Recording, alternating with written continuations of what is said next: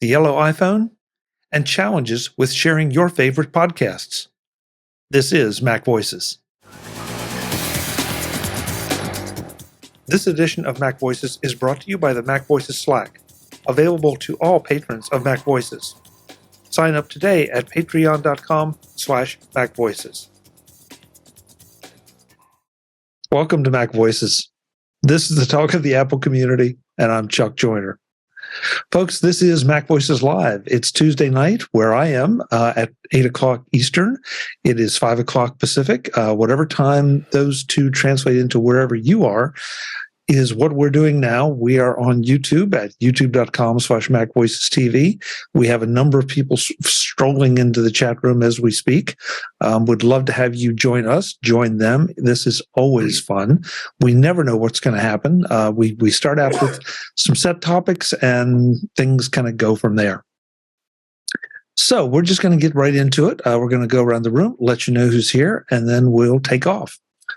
I'm going to reverse it this time. I'm going to start at the bottom of my list on my screen anyway. It's probably different than yours, with Mr. Jim Ray. Jim, welcome. It's good to see you. That's me. Okay, well, that's at the bottom of your screen. I'm at the top of my screen. Well, okay, good. I'm not sure. Let's see. How's the electrons get confused. YouTube, you're on the bottom of the screen. We just need two more and we could have Hollywood Squares. Well, you never know who might show up. Working my way up, Mr. Mark Fuccio, with another background that we may need to censor the exact meaning of. Mark, good to see you. Good to see you, Chuck, and everybody else panel. Jim, Webb, Jeff, Eric, and David? Are we going to touch on the background at all, Mark? Oh, yeah. Ukraine, I guess, to commemorate the 1 year of their being invaded by Putin, issued a stamp of a little kid, who's flipping Putin, who's known as a judoka. And, it has Ukrainian characters for sort of the F word Putin. So I'm sure it's doing a boost for a lot of Ukrainian morale. Because remember, I think on the first week or two of the battle, this Russian army was was demanding that this village surrender, and they sent back the Ukrainian version of FU. So I think. There's no love lost between the Ukrainians and the Russians, as well there should not be if you're invaded by whatever you want to call it, Putin. Yeah. Webb Bixby is here. Webb, good to see you. Hello, Chuck. Thanks for letting me join you today. I'll try to add something, or I'll just sit here and look brilliant. Well, you can't help but do that. So I sincerely hope that you would add some whatever is on your mind. I have all this and looks too. So did it just get hot in here? Wow! There you go. Speaking of getting hot, there's Mr. Jeff Gamet. Back. I'm glad to know that he's feeling a bit better than he has been. Jeff, good to see you. I'm glad I'm still among the living. Webb, you are dreamy. Wow. Okay. You two want to get a room? No. Chuck, thank you, Jeff. Just trying to help. Thank you. Eric Bolden, get me out of this, please. Say something intelligent. Well, Dave, I wanted to thank you for the Belkin continuity camera mount discussion you had a while back. I finally got it in for my studio display. So I have to balance it on my laptop on top of books. That's just on my display. It looks good. Works. Awesome. So thank you. You're welcome. Good. So is it fair to say that you would recommend that, Eric? Oh, yeah. It's just nice. It's there. Drop my camera into it. When I'm done, pull it off the magnetic mount, and I'm off to somewhere else. And yeah, it's, Okay, good deal. I'm enjoying it. Good deal. Mr. Dave Ginsburg is here. David, up in the corner of the angels on my screen anyway. Good to have you. Good to be here, Chuck. Thanks for having me at another fun Tuesday night with all you guys. Yeah, well, it's about to get even more fun. Yes. Oh boy.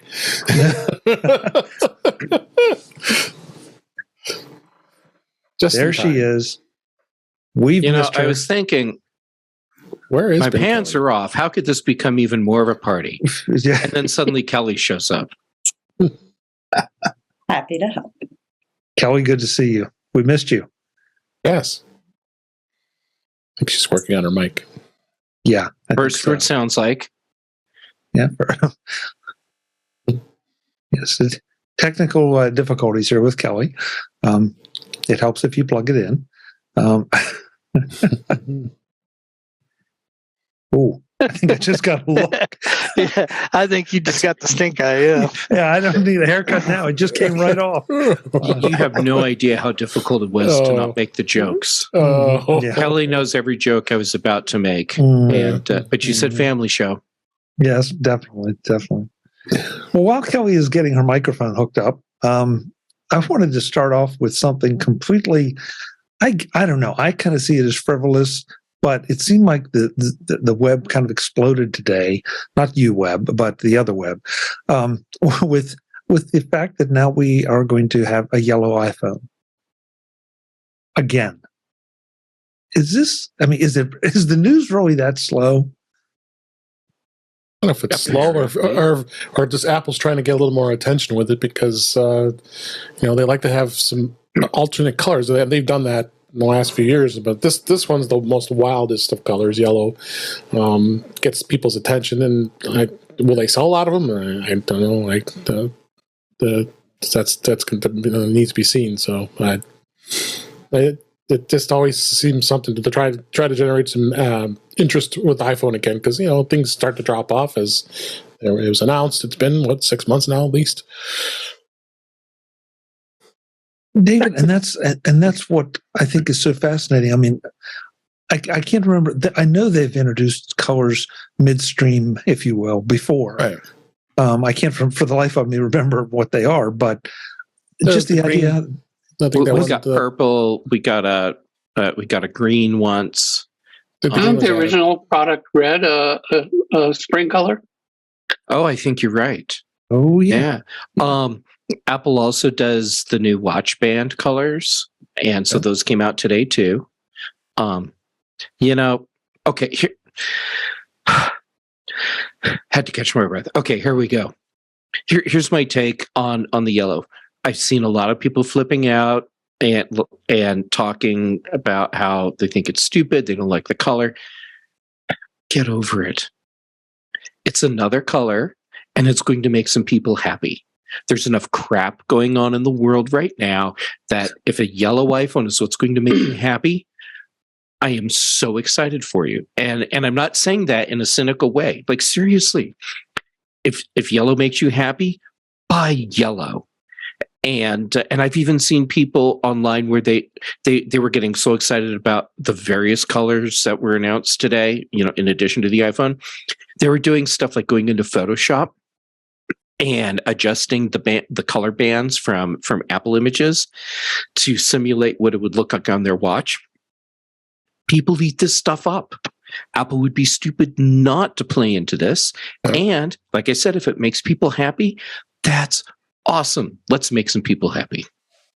And of course they didn't put it in the Pro line, so now now it's just in the 14 and the 14 Plus. So trying to generate even more interest with those phones, that's not sold very well.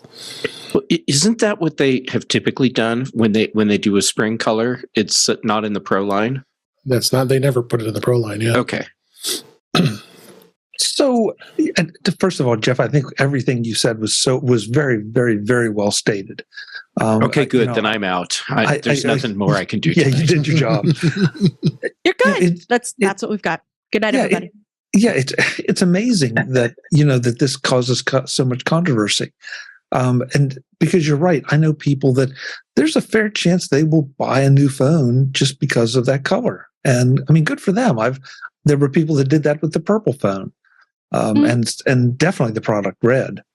So, how about rose gold on on portable Macs?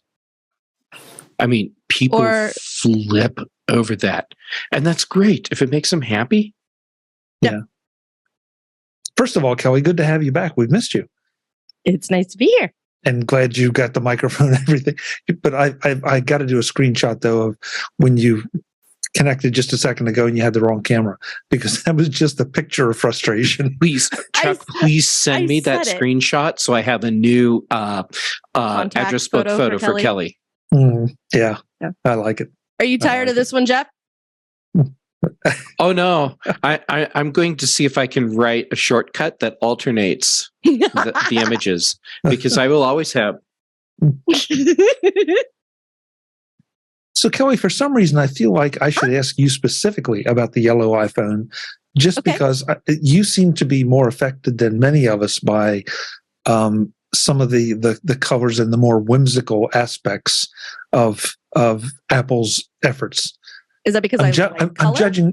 It's because you're not colorblind. Yeah, well, there's that, but I also am thinking about the posting you did on Mastodon earlier about what was delightful today with Kelly or something like that. Yes, this is delightful with Kelly. Yes. Yeah. So first of all, yes, obviously, if you can't tell by the fact that I sit in an orange room, I am pro color. I'm an 80s baby, the brighter the better is kind of where I'm from. So I'm glad that Apple continues to refresh. Probably the reason you want to talk to me about it is because I've been frustrated by Apple with all of their color decisions before, because they're going to come out with some, like in the fall, we're going to get a new Apple Watch that will be yellow, and it will not be the same yellow as the phone, which will not be the same as the gold, which will not be the same as, for as much as Apple is the company that sort of broke open the mold of your computer need not be beige. Like, remember when they lost their minds over iMacs? But nothing coordinates anymore. So the midnight of the laptop, or the rose gold, or, if you're a dude who likes it and don't want to get grief about it, bros gold. If that's the one that you have, it's not going to match. Oh, yeah. Oh, I've heard more than one person say the words rose gold to me with a completely straight face. Yes.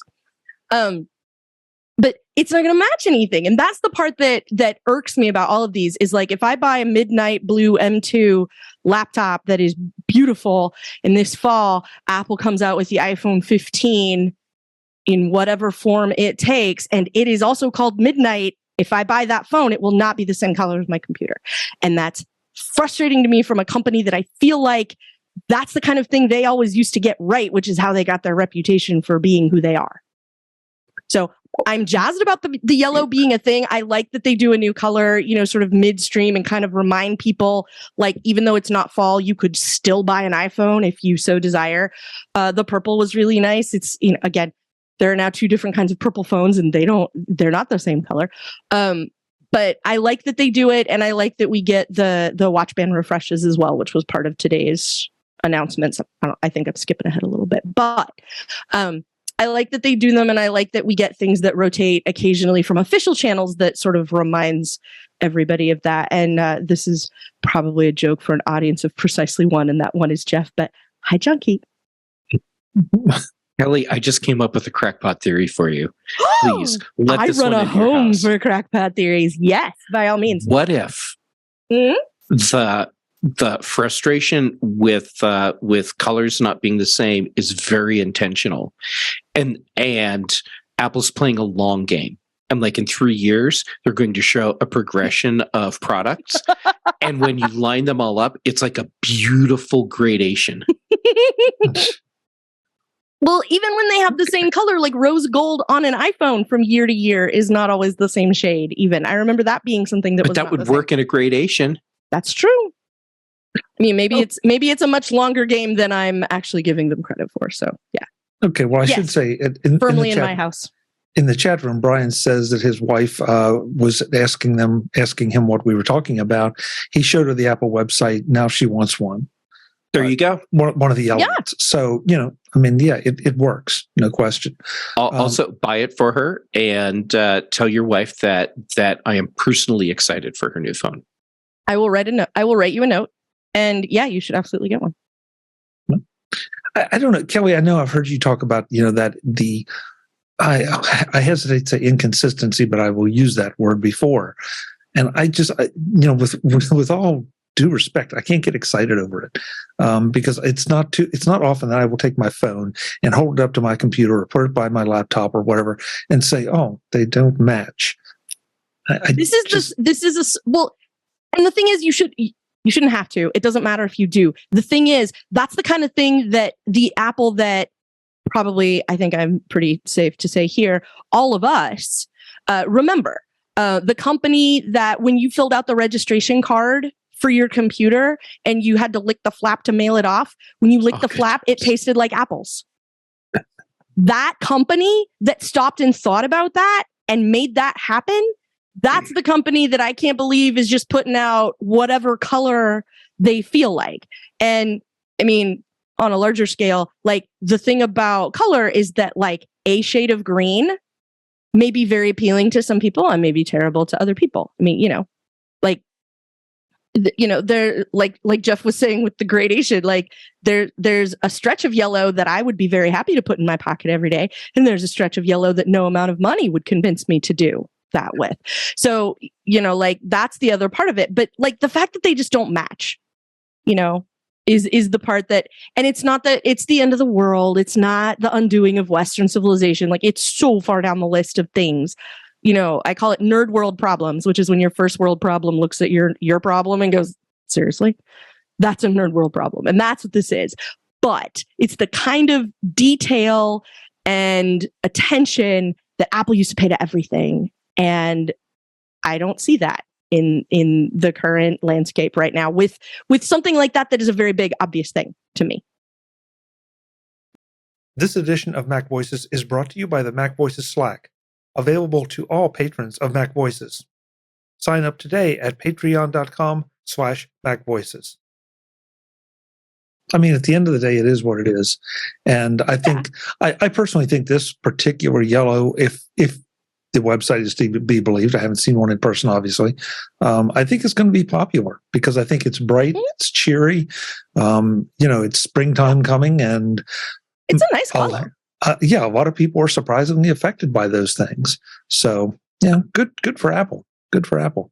It might solve the problem, Kelly. It might ease your mind, though, if they would just change the descriptions a little bit. If maybe they call this one lemon and next one maize or something like that, then you wouldn't be able to say that, well, the yellows don't match, the purples don't match. Yeah.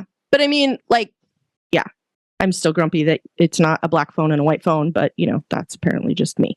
So I'll be over here tilting at my windmill and y'all can talk about something else. Yeah. Anybody here plan on taking advantage of a yellow phone? No? Okay. Brian, looks like your wife is the only one, unless somebody else wants to volunteer in the chat room. But I still have a 12. That's why I'm like, yes, Brian, go get your wife a phone. Someone should get a new one. How many people here have non-pro phones? Well, there you go. That was an interesting question. Yeah. Okay, I'll throw that guy recognizing patterns over here. Yeah, I will throw that into the chat room too. How many of you all have not pro phones, not pro iPhones? Well, okay. I guess I do because my work phone is an iPhone 11. It's not a Pro. It's just an 11. So doesn't count. Okay. Because it's not your phone. Yeah, you didn't pick it, right? Oh, I picked it. Yeah. What phone would you like?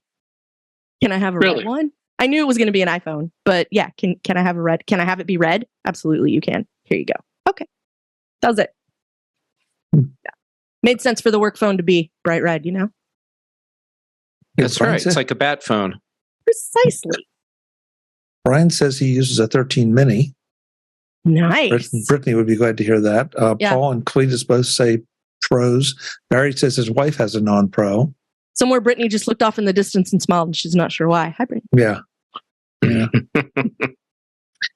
Hey, I just threw an article that I was not on the agenda, but Eric had posted this in our chat room over the weekend, and I missed it. And then when I was going back and reviewing tonight, it's like this is a really, really good point. It's an article that says, what's the best URL you can send someone to subscribe to a podcast? And the point is that Overcast uses something different. What was all there? Pocket Cast, Spotify, Google Podcasts, Apple Podcasts, YouTube, Podcast Addict, a couple others. And I have to admit, it sort of took me back because I think that those of us that produce shows, we're on all of those lists, but we didn't necessarily apply to get there. That somebody scraped somebody else's list and we ended up there, which is not a bad thing. But if I, for example, send an Overcast link to Eric and he uses, I don't know. Castro. Yeah, Castro. Thank you, Kelly. It's not going to properly work for him. And so, yeah, I really haven't thought about a trick that. Question. Okay. Seriously, it's not which podcast link you send; it's which link you send. That's what the real question is. And the link you send is the link to your podcast webpage, where all the links for all the different types of podcast aggregators are there, and people choose the one they want. Send them to your website. Which means that I've got to get on the ball then, because I don't have all of those links listed on my website. Yeah, you're right. You do need to get on the ball with that. And that's my tagline. And there probably are podcasts that don't have a website. Yeah. Okay, then for those, set up a link tree and just put them all in a link tree. Well, you can I was do going it to for say, free. Linktree is a thing.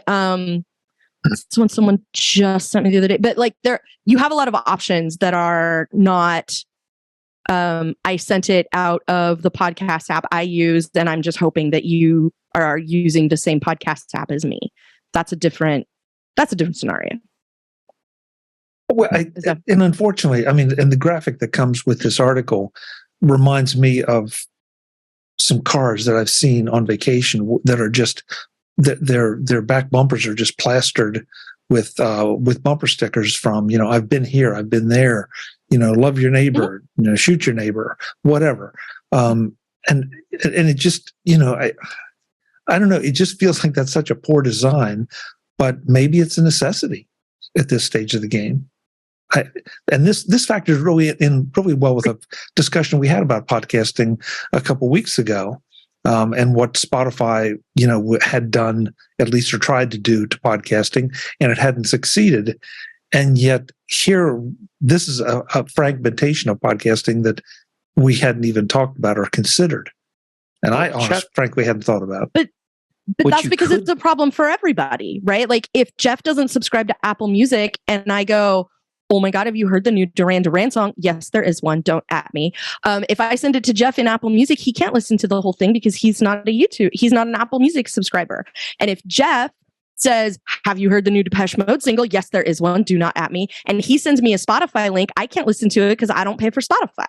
So, if I send you a link to the Washington Post and you don't pay, if you send somebody a link to a premium YouTube thing and they don't have it, this is an issue that everybody has regardless of the media you're sharing. This is absolutely not a problem that is limited to podcasts. Kelly, I agree. Jeff, I want to get you in. Sorry. My brain is still not completely synced with real time. So that was not latency from the internet. That's latency in my head. Jeff latency. Jeff is buffering. He'll be back in a minute. Right. Just watch the little progress bar. So in a perfect world, the answer would be just give them the RSS link, because that's ultimately what they're using. Yeah. The problem is that it's not straightforward for a lot of people how to actually use the RSS link with whatever podcast aggregator tool player that they're using. If it even shows it to you. Right. Hence me saying send them to your website, and you've gone through the trouble of creating the custom link for each service and app for them, and because you're a nice guy. Webb, did I see you raise your hand? No, other than just agreeing that just use the RSS line and usually that works. I've done that several times within Overcast as my podcatcher of choice, so it works. Quite honestly, I got so many silly podcasts that I have listed in Overcast that I really need to kind of prune some. But that's why I don't have a podcast, by the way, because I don't want to have my own webpage that I have to aggregate all these things for. So I'm just going to use your platform as much as I can, Chuck.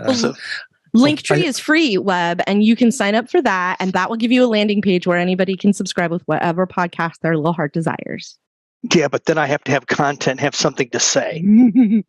I have a really hard time believing that would be the problem you would have with having. I've seen your notebook, Web. You have things to say. Yeah, and I know that like the first 5 pages are the Kansas City Chiefs. So, yeah. Eric, you're the one that started all this because you pasted this link in our Slack.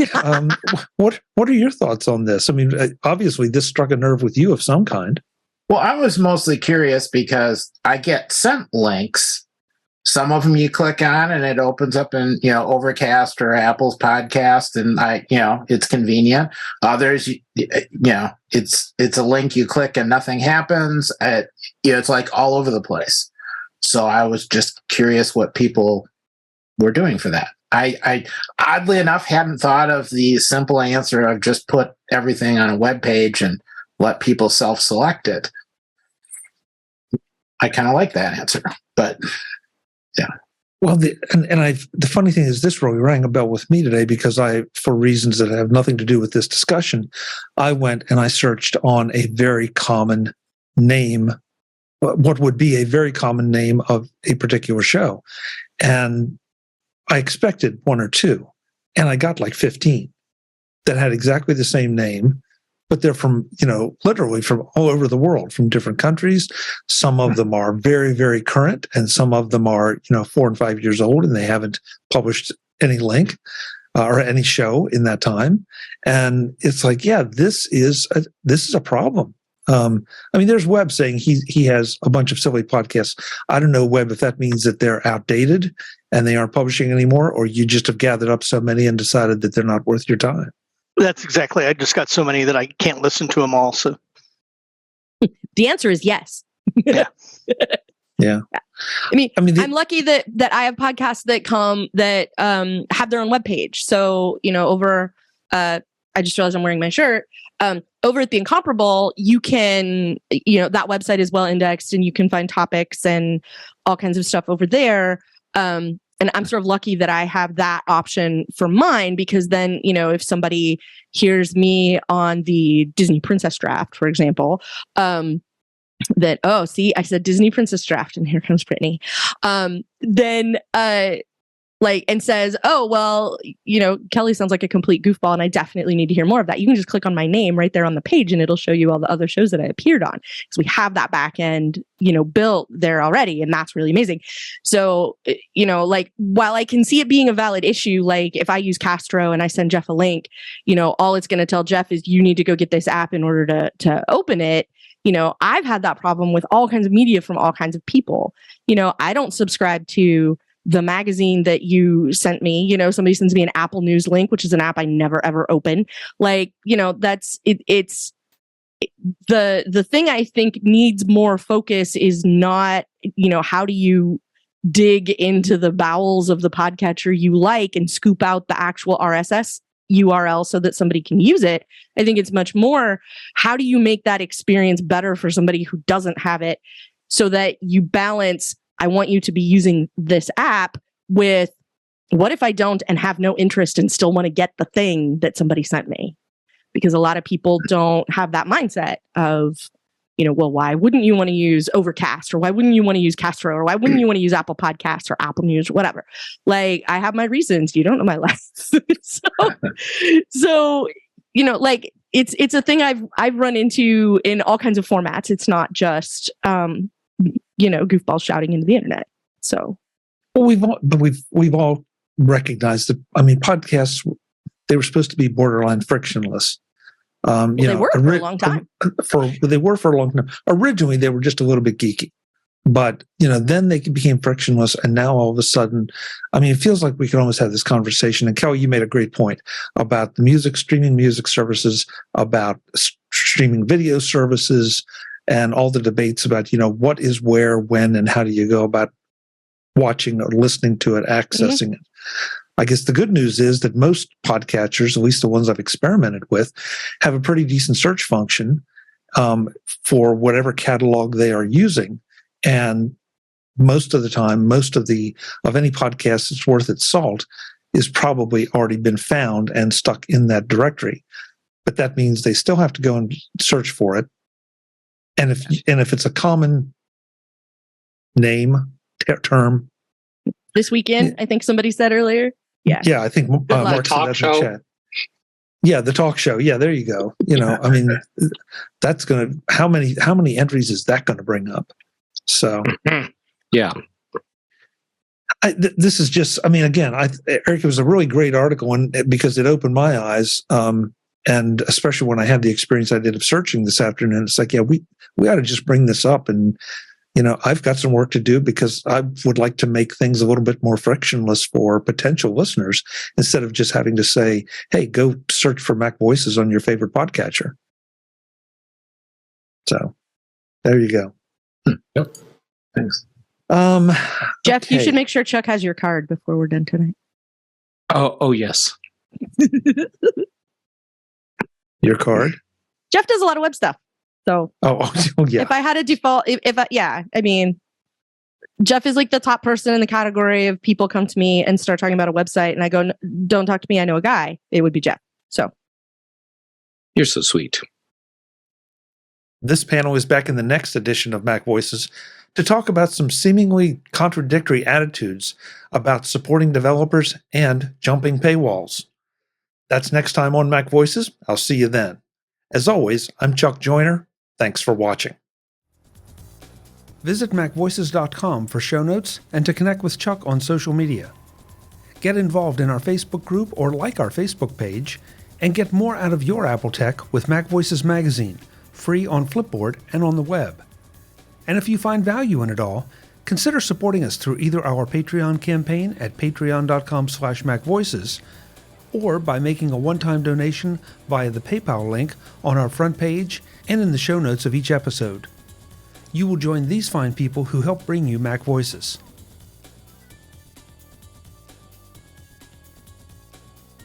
Advertising handled by Backbeat Media at backbeatmedia.com. Bandwidth provided by CacheFly at cachefly.com.